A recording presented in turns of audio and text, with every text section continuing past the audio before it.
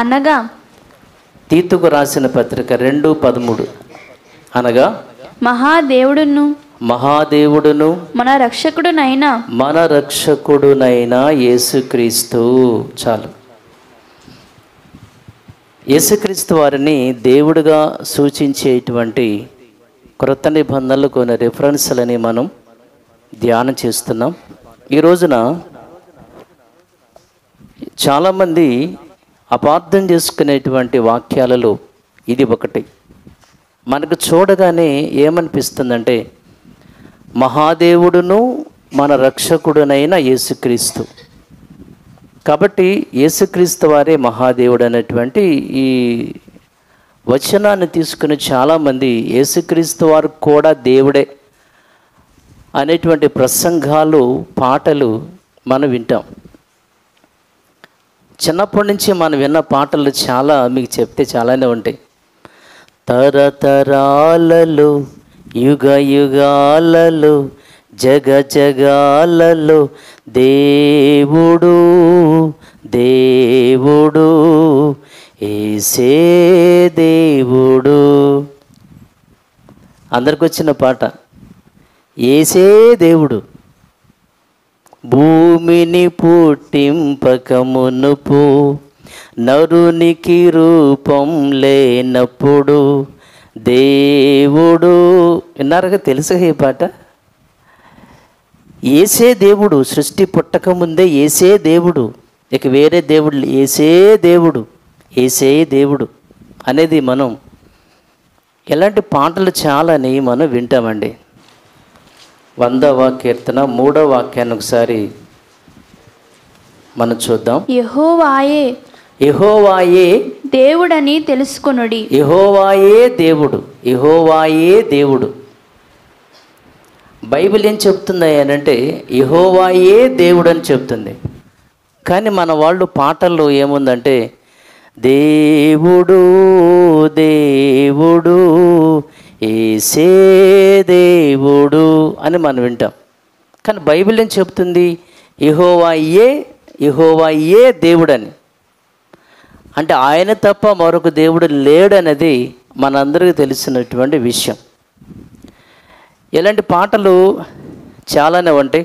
మరొకటి మనకు కావాల్సింది, మన టాపిక్కి సంబంధించింది, ఒక్కడే యేసు, ఒక్కడే ఒక్కడే పరిశుద్ధుడు, ఒక్కడే మహాదేవుడు, మహిమోన్నతుడు, లోకానికి రక్షకుడు యేసు ఒక్కడే ఒక్కడే.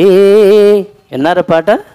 ఒక్కడే యేసు, ఒక్కడే మహాదేవుడు, మహిమోన్నతుడు అని ఈ పాట చాలా, ఇది కూడా ఫేమస్. మంచి లిరిక్స్, అదే మ్యూజిక్, మంచి రాగం. యేసుక్రీస్తు వారిని మహాదేవుడిగా రాసినటువంటి పాట ఇది. మహాదేవుడు, మహిమోన్నతుడు, లోకానికి రక్షకుడు యేసు ఒక్కడే.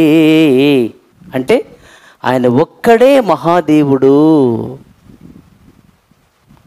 ఎందుకు వాళ్ళు ఈ పాట రాశారు అని అంటే ఇదిగో ఈ రెఫరెన్స్ని వాళ్ళు ఆధారం చేసుకునే ఉంటారు ఖచ్చితంగా. ఇప్పుడు చూద్దాం. తీతుకు రాసిన పత్రికలో ఉన్నటువంటి ఆ యొక్క రిఫరెన్స్ని మీరు ఒకసారి మీరు కనుక తీస్తే, తీతుకు రాసిన పత్రిక 2వ అధ్యాయం, మనం ఇక్కడే ఈ వచనాన్నే మనం ధ్యానం చేస్తున్నాం కాబట్టి ఇక్కడే మీరు ఉండాలి. తీతుకు రాసిన పత్రిక 2వ అధ్యాయం 13వ వచనంలో మహాదేవుడును మన రక్షకుడునైనా యేసుక్రీస్తు అనుంది. అంటే ఈ రిఫరెన్స్ మనం చూడగానే మన అందరికీ ఏమనిపిస్తుందంటే యేసుక్రీస్తు వారు మహాదేవుడు అన్నట్లుగా లేదు. మహాదేవుడును మన రక్షకుడునైన యేసుక్రీస్తు.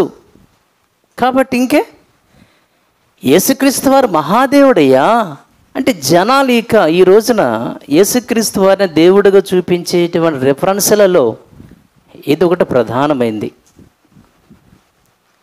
మహాదేవుడును మన రక్షకుడునైన యేసుక్రీస్తు అంటే అవును, యేసుక్రీస్తు మహాదేవుడయ్యా అని ఈ వాక్యాన్ని చూపించి వాదిస్తున్నారు. సరే, ఓకే, యేసుక్రీస్తు వారు మహాదేవుడైతే ఆయన తండ్రి మరి ఏ దేవుడు అవ్వాలి? ఆలోచన చేద్దాం. సరే, నీ లాజిక్ ప్రకారంగా ఈ వచనాన్ని బట్టి యేసు మహాదేవుడు అనుకుంటే ఆయన తండ్రి ఏమవుతాడు మరి? ఈయనే మహాదేవుడైతే మహాదేవుడు అని నువ్వు అనుకుంటే, యేసుక్రీస్తు వారే మహాదేవుడైతే ఆయనను కన్న తండ్రి ఆయన ఏ దేవుడు అవ్వాలి మరి? కాస్త మనం జాగ్రత్తగా ఆలోచన చేద్దాం. దీన్ని మనం విడగొట్టే ప్రయత్నం చేద్దాం. సత్యవాక్యాన్ని సరిగా విభజించి అని తిమోతికి రాసిన పత్రికలో పౌలు చెప్తాడు. సింపుల్గా ఆన్సర్ చెప్పాలి మీకు చెప్పవచ్చు, కానీ కొంచెం నేను మీకు క్లారిఫికేషన్. ఒకసారి మనం ఒకటి చూద్దాం. తీతుకు రాసిన పత్రికలో నుంచి ఒకసారి మనము ఆలోచించినట్లయితే, దేవుడు ఏర్పరచుకొనిన వారు విశ్వాసము నిమిత్తమును నిత్య జీవమును గూర్చిన నిరీక్షణతో కూడిన భక్తికి ఆధారమగు సత్య విషయమైన అనుభవ జ్ఞానము నిమిత్తమును దేవుని దాసుడును యేసుక్రీస్తు అపోస్తలుడనైన పౌలు మనందరి విశ్వాస విషయములో నా నిజమైన కుమారుడకు తీతుకు శుభమని చెప్పి వ్రాయినది. అంటే అపోస్తలుడైనటువంటి పౌలు గారు తీతుకు ఈ పుస్తకం రాసినట్లు మనకి మొదటి వచనాన్ని బట్టి మనకు అర్థమవుతుంది. పౌలు గారు సుమారుగా 14 పత్రికలు రాశాడు, సుమారుగా హెబ్రీ పత్రికతో కలిసి. వాటిలో ఇదొకటి. అయితే పౌలు గారి యొక్క పత్రికల గురించి పేతురు గారు ఏమన్నాడు? 2వ పేతురు పత్రిక 3వ అధ్యాయం, 2వ పేతురు పత్రిక 3వ అధ్యాయము 16వ వాక్యాన్ని, వీటిని గూర్చి తన పత్రికలన్నిటిలోనూ బోధించుచున్నాడు. అయితే వాటిలో కొన్ని సంగతులు గ్రహించుటకు కష్టమైనవి. బాగానండి, పౌలు పత్రికల గురించి ఈయన రాస్తూ వాటిలో కొన్ని సంగతులు గ్రహించడానికి కష్టమైనవి, వీటిని విద్యావిహీనులను, విద్య లేని వాళ్ళు, స్థిరమైన మనసు లేని వాళ్ళు, అస్థిరులైన వారును మిగిలిన లేఖనములను అపార్థం చేసినట్లు తమ స్వకీయ నాశనమునకు అపార్థము చేయుదురు అని చెప్పాడు. పౌలు పత్రికల గురించి పేతురు గారు ఆయన వ్రాస్తూ తాను చెప్పిన విషయం ఏంటంటే, అపార్థం చేసుకుంటున్నారు. విద్య లేని వాళ్ళు, విద్యావిహీనులు, స్థిరమైనటువంటి మనస్సు లేని వాళ్ళు, అస్థిరమైనటువంటి మనసు గల వాళ్ళు పౌలు యొక్క పత్రికలను అపార్థం చేసి, ఎందుకంటే అవి అంత కష్టమైనవి అని చెప్పాడు. పౌలు గారి యొక్క పత్రికలు అంత కష్టమైనవి, అర్థం చేసుకోవటము చాలా కష్టము అని చెప్పాడు. అది మీరు మీ యొక్క మైండ్లో పెట్టుకోండి. అర్థమైందండి? అలాగే పౌలు గారు ఆయన రాసిన తన పత్రికల గురించి ఆయన ఏమన్నాడో చూద్దాం. ఇదేమో పేతురు గారు, ఆయన పత్రికల గురించి పౌలు గారు తానేమన్నాడో ఎఫెసీయులకు రాసిన పత్రిక 3వ అధ్యాయము, ఎఫెసీయులకు రాసిన పత్రిక 3వ అధ్యాయం ఒకసారి చూద్దాం. దేవుని పిల్లలారా, 174 పేజీ. ఎఫెసీయులకు రాసిన పత్రిక 3వ అధ్యాయం 3వ వాక్యం ఒకసారి మనం చూడొచ్చు. ఎఫెసీయులకు రాసిన పత్రిక 3వ అధ్యాయం 3వ వచనంలో నుంచి, ఎట్లనగా క్రీస్తు మర్మము దేవదర్శనము వలన, క్రీస్తు మర్మము దేవునిక దర్శనము వలన నాకు తెలియపరచబడినదను సంగతి గూర్చి మునుపు సంక్షేపంగా వ్రాసి తిని, కాబట్టి మీరు దానిని చదివితే దానిని బట్టి ఆ క్రీస్తు మర్మమును గూర్చి నాకు కలిగే జ్ఞానం మీరు అర్థం చేసుకుంటారు. దేవుడు నాకు ఎంత జ్ఞానం ఇచ్చాడో, క్రీస్తు మర్మాన్ని గురించి దేవునిక దర్శనం వలన నాకు దేవుడు ఏ రీతిగా విషయాలను తెలియపరిచాడో నేను అది మీకు తెలియపరిచాను. కాబట్టి రాసినటువంటి పత్రికలు మీరు అర్థం చేసుకోండి అని చెప్పేసి ఆయన గురించి ఆయన మాట్లాడుతూ ఉన్నాడు.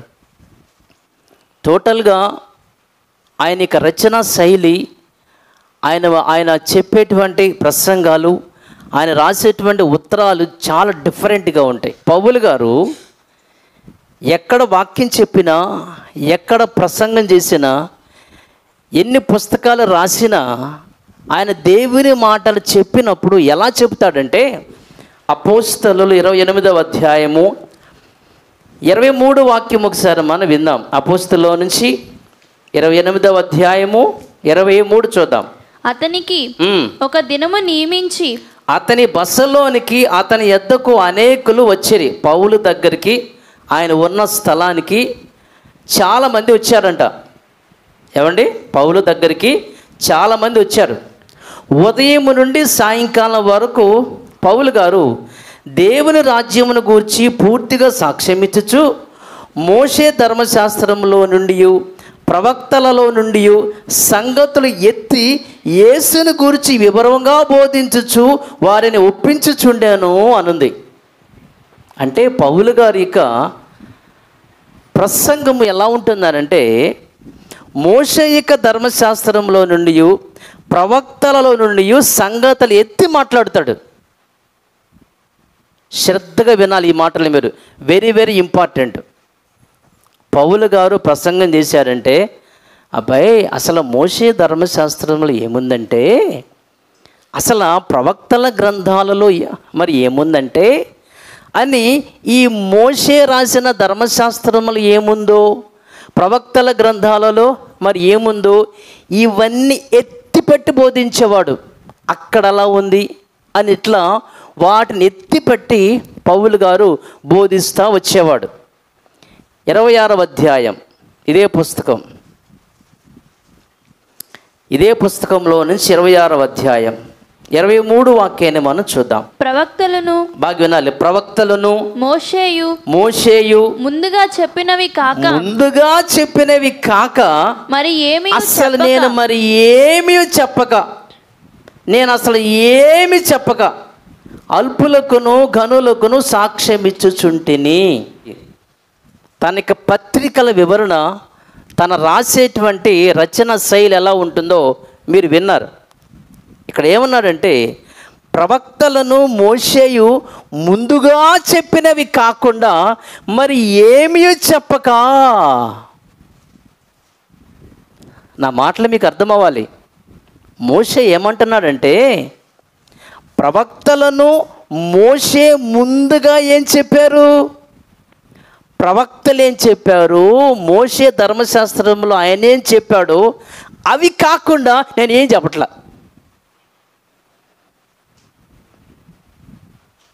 అర్థమైందండి? మోషేయు అది ప్రవక్తలను మోషేయు ముందుగా చెప్పినవి కాక మరి ఏమీ చెప్పక వాటినే వివరిస్తూ వచ్చాడు. అంటే దీన్ని బట్టి మనకు ఏమర్థమవుతుందంటే, పౌలు గారి యొక్క ప్రసంగాలు ఎలా ఉన్నాయి అంటే, ప్రవక్తలు చెప్పిన విషయాలను ఎత్తిపట్టి చెప్పేవాడు. మోషే ధర్మశాస్త్రంలో ఏమైతే వ్రాయబడిందో అవి ఎత్తిపట్టి చెప్పేవాడు. ఇది ఆయనకి ప్రసంగ ధోరణి. ఓకేనా? మీకు అర్థమైంది కదా? ఇప్పుడు పౌలు గారు ప్రవక్తలు ఏమి రాశారో అదే నేను ఎత్తిపెట్టి నేను చెప్పాడు కదా.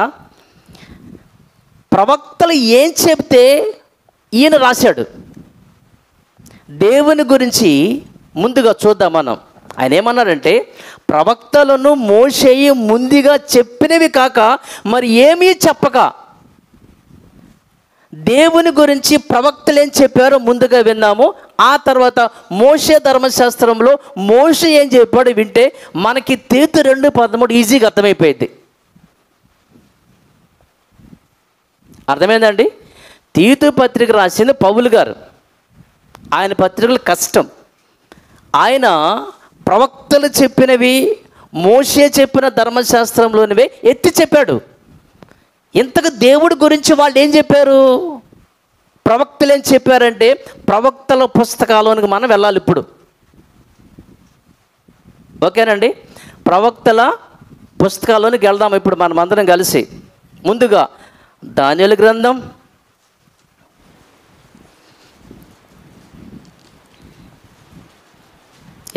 దానియేలు గ్రంథం 2వ అధ్యాయం 45వ వచనం. చేతి సహాయము లేక పర్వతము నుండి తీయబడిన ఆ రాయి ఇనుమును ఇత్తడిని మట్టిని వెండిని బంగారమును పగులగొట్టగా తమరు చూచితిరే, ఇందువలన మహాదేవుడు. ప్రవక్తల గ్రంథాలలో దానియేలు ఏం చెప్తున్నాడంటే దేవుని గురించి మహాదేవుడు అంటున్నాడు. ఇర్మియా గ్రంథం 32వ అధ్యాయము 17వ వాక్యం చూద్దాం. యెహోవా ప్రభువా సైన్యములకు అధిపతియగు యెహోవా అను పేరు సైన్యములకు అధిపతియగు యెహోవా అను పేరు వహించేవాడా, సూర్యుడా, మహాదేవా. అర్థమవుతుందండి? బాగినాలు యెహోవా ప్రభువా సైన్యములకు అధిపతి యెహోవా అని పేరు వహించువాడా, సూర్యుడా, మహాదేవా. అంటే మహాదేవ అనేది ఎవరికి సంబంధించింది ఇది అంటే మహాదేవ అనేటువంటి పేరు సైన్యములకు అధిపతి యెహోవా గురించినటువంటి విషయం అని మీకు అర్థమవుతుంది. ఓకేనండి. ఇక 95వ కీర్తనకు వద్దాం ఒకసారి. మహాదేవుడు ఎవరనే విషయం మీకు అర్థం కావాలి కాబట్టి 95వ కీర్తన 3వ వాక్యాన్ని చూద్దాం. యెహోవా మహాదేవుడు. చాలండి. మహాదేవుడు ఎవరు? యెహోవా మహాదేవుడు. 77వ కీర్తన 77వ కీర్తన 13వ వాక్యాన్ని చూద్దాం. దేవా నీ మార్గము పరిశుద్ధమైనది. దేవుని వంటి మహాదేవుడు ఎక్కడున్నాడు? దేవుని వంటి మహాదేవుడు ఇంకెక్కడున్నారు? యెహోవా మహాదేవుడు. దేవుని వంటి మహాదేవుడు ఇంకెక్కడున్నాడు? శ్రద్ధగా వినాలి.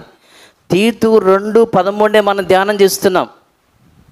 మహాదేవుడు యేసుక్రీస్తు వారని పెద్ద పెద్ద రెవరెండ్లు బిషప్లు కూడా చెప్తున్నటువంటి వాక్యాన్ని గురించి మనం ఆలోచన చేస్తున్నాం. యెహోవా మహాదేవుడు. దేవుని వంటి మహాదేవుడు ఇంకెవరున్నారు? ఎక్కడున్నారు? అర్థమైందండి? యెజ్రా గ్రంథం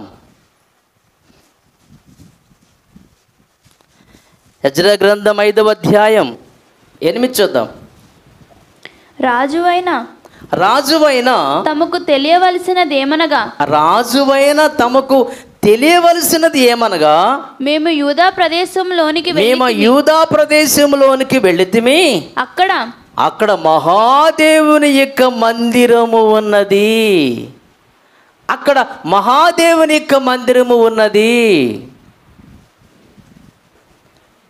నెహెమ్యా 8:6 ఎజ్రా మహాదేవుడైన యెహోవాను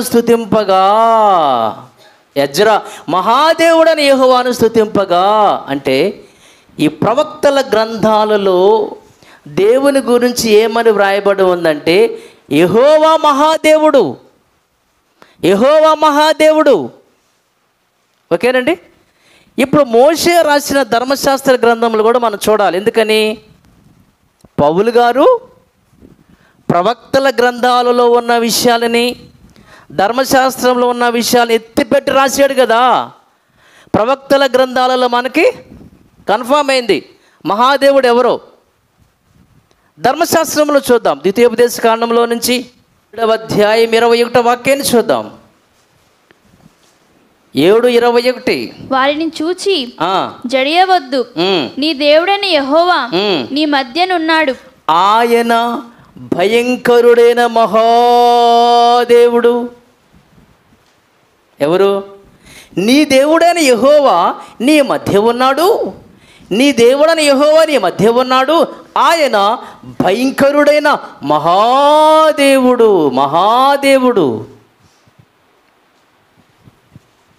10వ అధ్యాయం ఇదే పుస్తకంలో నుంచి 10వ అధ్యాయం ద్వితీయోపదేశకాండం 10వ అధ్యాయం 10వ అధ్యాయము 17వ వాక్యాన్ని చూద్దాం. 10-17. ఏలయనగా నీ దేవుడైన యెహోవా పరమ దేవుడును, నీ దేవుడైన యెహోవా పరమదేవుడును, పరమ ప్రభువునై ఉన్నాడు. పరమ ప్రభువునై ఉన్నాడు. ఆయన్నే మహాదేవుడు.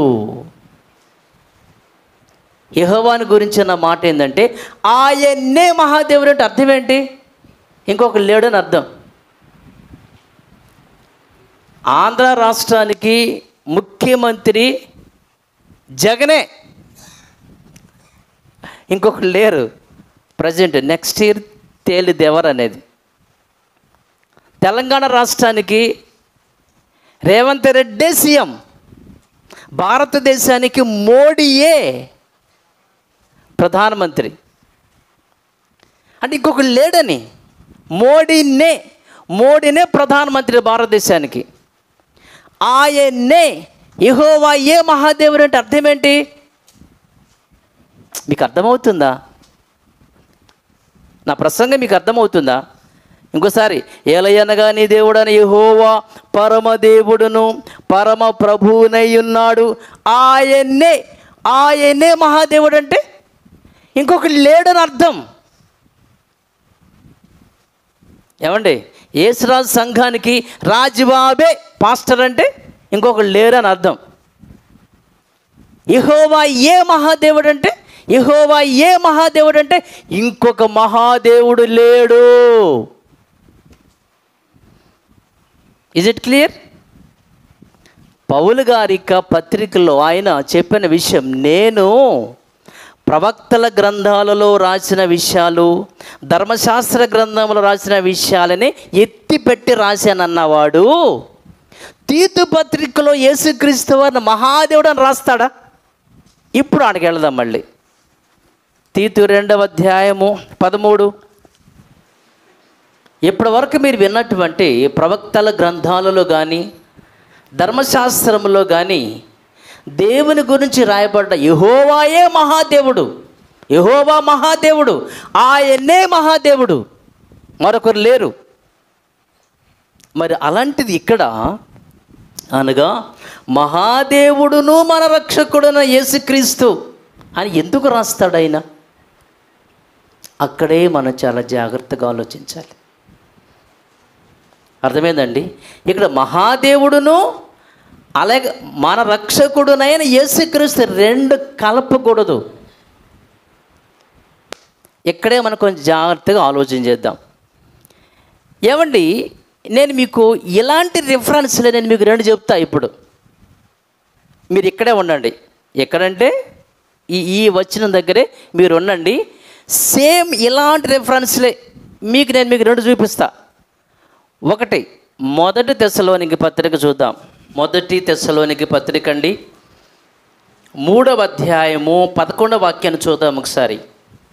1 తెస్స పత్రిక 3వ అధ్యాయము 11వ వాక్యాన్ని చూద్దాం.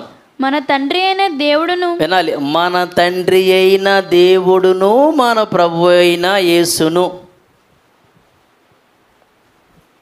ఇవి రెండు ఒకటా రెండా? ఇవి రెండే అయినప్పుడు మరి అదేంటంటారు? మీరు శ్రద్ధగా వినాలి ఇక్కడ చాలా జాగ్రత్తగా. మన తండ్రి అయిన దేవుడును మన ప్రభు అయిన యేసును అని చదువుతున్నావే, మరి మహాదేవుడును మన రక్షకుడునైన యేసుక్రీస్తుని ఎందుకు చదవ? మరి నా మాటలు మీకు అర్థమవుతున్నాయా?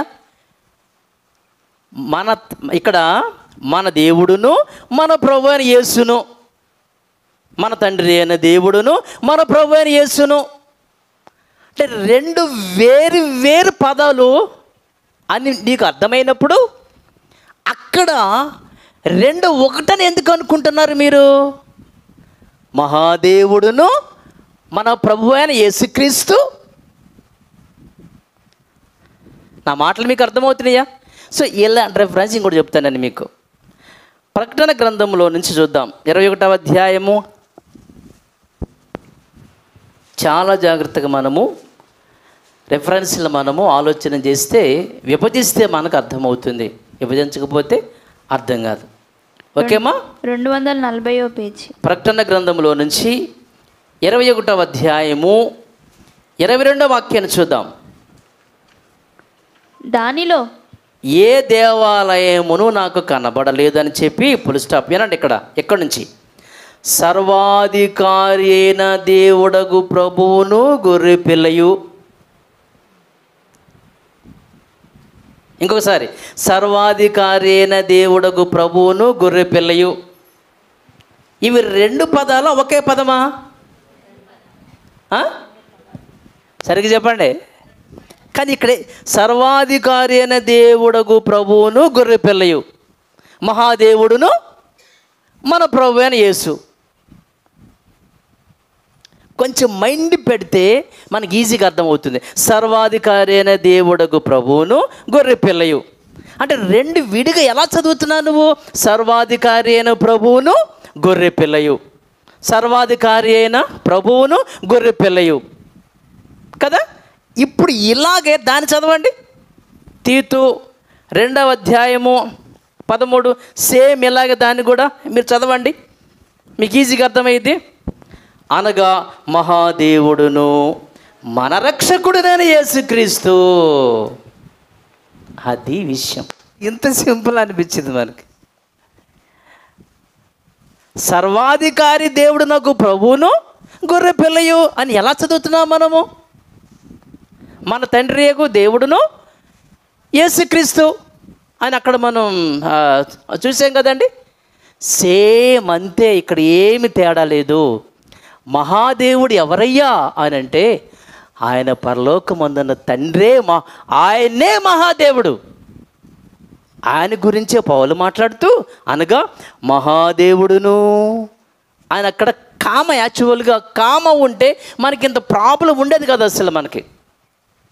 ఏమండి, బైబిల్ గ్రంథంలో చాలా విషయాలు కామాలు, పులు స్టాపులు ఈ ప్రింటింగ్ వల్ల కానివ్వచ్చు, యాక్చువల్గా హీబ్రూ గ్రీకు భాష ఒరిజినల్లో నుంచి అక్కడి నుంచి మరల దానిని ట్రాన్స్లేషన్ చేసి అక్కడి నుంచి మరలా ట్రాన్స్లేషను ఇంగ్లీషు తెలుగు ఇలా అన్ని ట్రాన్స్లేషన్లకు వచ్చేసరికి చాలా వరకు పులు స్టాపులు కామాలు అనేవి ఎగిరిపోతాయి. నా దగ్గర కొన్ని అర్థం కావటానికి కొన్నే రాశాను, ఇవన్నీ ఇప్పుడు మీకు చెప్తే చాలా టైం పట్టిద్ది. యెషయా గ్రంథంలో ఉన్నటువంటి కొన్ని వాక్యాలని ఈ క్రొత్త నిబంధనలో మనకి హెబ్రీ పత్రిక, లోక సువార్త, మత్తయి సువార్త, తర్వాత అపోస్తల కార్యములు, ఇలా పాత నిబంధనల వాక్యాలు ఎత్తిపెట్టి ఇక్కడ వ్రాస్తారు. అక్కడ ఉన్న పులు స్టాపుల కామాలు ఇక్కడ ఉండవు, అక్కడ లేనిది ఇక్కడ ఉంటుంది. అదేంటి అంటే మీకు రెఫరెన్స్లు కావాలంటే నేను మీకు రేపు వాట్సాప్లో పెడతాను, మీరు తీరిగ్గా చూసుకోండి.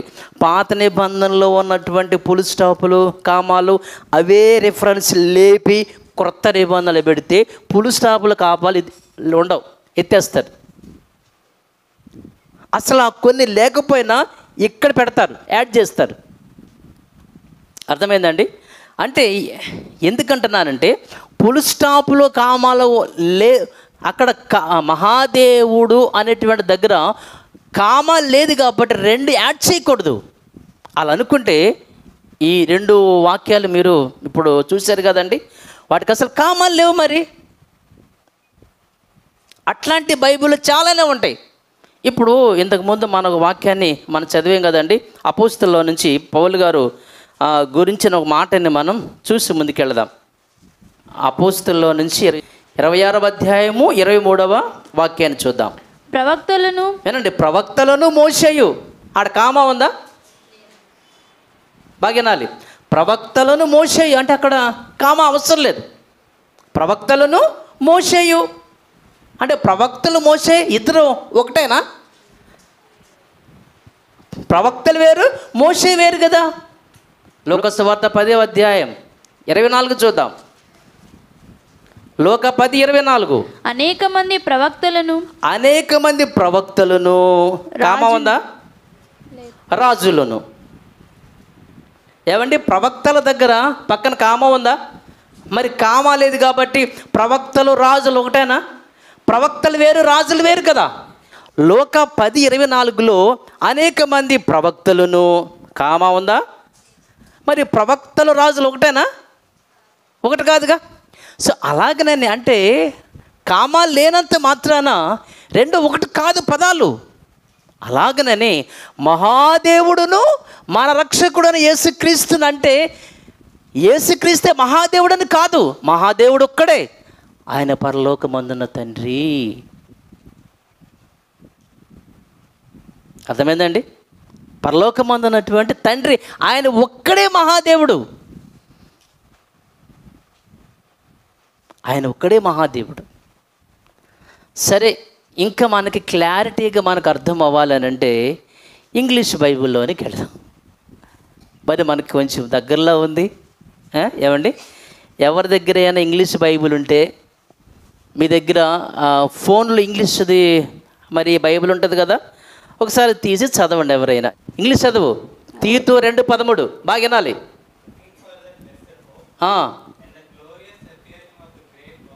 వినండి. గ్రేట్ గాడ్ అండ్ ఎస్, ఇంగ్లీష్లో కరెక్ట్గా great God and our saviour Jesus Christ. ఇంగ్లీష్లో ఎంత కరెక్ట్గా చెప్పాడండి. మహాదేవుడు మరియు మన ప్రభు అయిన యేసుక్రీస్తు, రక్షకుడైన యేసుక్రీస్తు. ఇక్కడ మనకి ఎలా ఉంది తెలుగులో? మహాదేవుడును మన రక్షకుడైన యేసుక్రీస్తు అని చెప్పేసి కదా ఉంది. ఇంగ్లీష్లో గ్రేట్ గాడ్ అంటే మహాదేవుడు అండ్ అనగా మరియు, గ్రేట్ గాడ్ అండ్ అంటే మరియు, మహాదేవుడు మరియు మన రక్షకుడైన యేసుక్రీస్తు. చూశారు ఎంత గొప్పగా ఉంది. ఈ బిషప్లు, రెవరెండ్లు కొంచెం వాళ్ళు ఇంగ్లీష్ మళ్ళీ ప్రసంగాలు చెప్తారు. అదేది పెద్ద గొప్పలాగా ఇంగ్లీష్లో ప్రసంగం ఎత్తి ఇది పెద్ద గొప్పలాగా అనుకోవాలి జనాలని. ఆడేముండదు అక్కడ. తెలుగులో ప్రసంగం చెప్తున్నా జనాలకు అర్థమే సావట్లేడా, మళ్ళీ ఇంగ్లీష్ ఒకటే. అంటే జనాలు ఇంగ్లీష్లో ప్రసంగాలు చెప్తుంటే అది గొప్ప నాలెడ్జ్ అనుకుంటారు. ఇంగ్లీష్ అనేది language, that is not knowledge. అది లాంగ్వేజ్ అంతే, అది జ్ఞానం కాదు. మనకేమో ఇంగ్లీష్లో ప్రసంగాలు చెప్తున్నాడు రా మనడు, బాగా తెలుసు కాబోలనుకుంటాం మనం. అంత ఒట్టిదే. ఇంగ్లీష్లో ప్రసంగాలు కనీసం ఇంగ్లీష్ చదువుతున్నావు నువ్వు. ఆడేముంది? గ్రేట్ గాడ్ మహాదేవుడు అండ్ మరియు మన రక్షకుడైన యేసుక్రీస్తు. ఇప్పుడు తెలుగులో మరొక బైబిల్ చూద్దాం, మరొక ట్రాన్స్లేషన్లో. అమ్మా, తీతు పత్రిక 2వ అధ్యాయము, తీతు 2వ అధ్యాయము 13వ వాక్యం. ఇప్పుడు మరొక మన తెలుగులోనే మరొక ట్రాన్స్లేషన్ అక్కడ వచ్చిన ఏముందో మీరు ఇప్పుడు చూస్తారు. ఇట్లు ఇహలోకమందు జీవించుచు సర్వోన్నతుడగు మన దేవుని యొక్కయు, సర్వోన్నతుడగు మన దేవుని యొక్కయు, రక్షకుడగు యేసుక్రీస్తు యొక్కయు. చూసారు, ఒక తెలుగు ట్రాన్స్లేషన్ అండి ఇది. ఏమ్మా మీకు అర్థమవుతుందా? తీతుకు రాసినటువంటి పత్రిక 2:13ని ఇప్పుడు మరొక ట్రాన్స్లేషన్లో తెలుగులో ఏం చదువుతున్నారంటే, అమ్మ ఇప్పుడు చూడరా, ఇట్లు ఇహలోకమందు జీవించుచు సర్వోన్నతుడగు మన దేవుని యొక్కయు, సర్వోన్నతుడగు మన దేవుని యొక్కయు, కామా రక్షకుడగు యేసుక్రీస్తు యొక్కయు, రక్షకుడగు యేసుక్రీస్తు యొక్కయు మహిమ ప్రత్యక్షమగు శుభదినము కొరకు. అది విషయం. చూశారండి, మన వాళ్ళు యేసుక్రీస్తు మహాదేవుడని నెట్టిపడేశారు, తోసిపడేశారు. గ్రేట్ గాడ్ అండ్ మహాదేవుడు మరియు రక్షకుడైన యేసుక్రీస్తు. మహాదేవుని ఇక్కయు, యేసుక్రీస్తు ఇక్కయు. అయితే ఇప్పుడు మీరు చెప్పేది ఏంది? యేసుక్రీస్తు వారి యొక్క రాకడలో ఇద్దరి మహిమలు ప్రత్యక్షమవుతాయా? ఇదొక ప్రశ్న. ఈ ప్రశ్న కూడా అడుగుతారు కాబట్టి చూడండి ఒకసారి. తీతు 2వ అధ్యాయము 13లో, అనగా మహాదేవుడును మన రక్షకుడునైన మహాదేవుడును మన రక్షకుడునైన యేసుక్రీస్తు మహిమ యొక్క ప్రత్యక్షత అనే దానిని మరొక ట్రాన్స్లేషన్ మనం ఏం చేసామంటే, మనము దేని కొరకు ఎదురు చూస్తున్నామంటే క్రీస్తు వారి యొక్క రాకడ, క్రీస్తు యొక్క మహిమ, యేసుక్రీస్తు వారి యొక్క మహిమ రాబోతుంది కదండి. అంటే యేసుక్రీస్తు వారి యొక్క మహిమతో పాటు తండ్రి యొక్క మహిమ కూడా వస్తుందా రెండవ రాకడలో? ఈ వచ్చిన మీకు అర్థం అదే. మరి సర్వోన్నతుడకు దేవుని యొక్కయు రక్షకుడైన యేసుక్రీస్తు యొక్కయు మహిమ.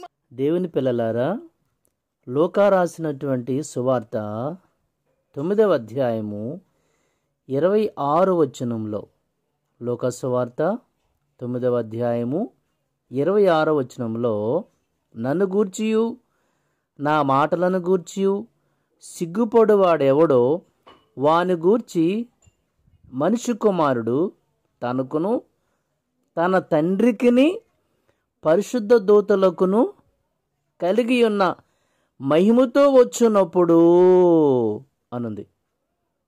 అంటే ఈ వచనాన్ని బట్టి మనకి ఏమర్థమవుతుందంటే, యేసుక్రీస్తు వారి యొక్క రాకడలో క్రీస్తు మహిమతో పాటు తండ్రి మహిమ కూడా ప్రత్యక్షమవుతుందనే విషయాన్ని యేసు మనకి ముందుగానే చెప్పారు. ఆ విషయాన్ని పౌలు గారు తీతు 2:13లో అదే విషయాన్ని చెప్పారు. కాబట్టి మహాదేవుడైనటువంటి తండ్రి యొక్క మహిమయు, అలాగే మన రక్షకుడైనటువంటి యేసుక్రీస్తు వారి యొక్క మహిమ రెండు ప్రత్యక్షమవుతాయని ఈ వాక్యం మీకు అర్థము.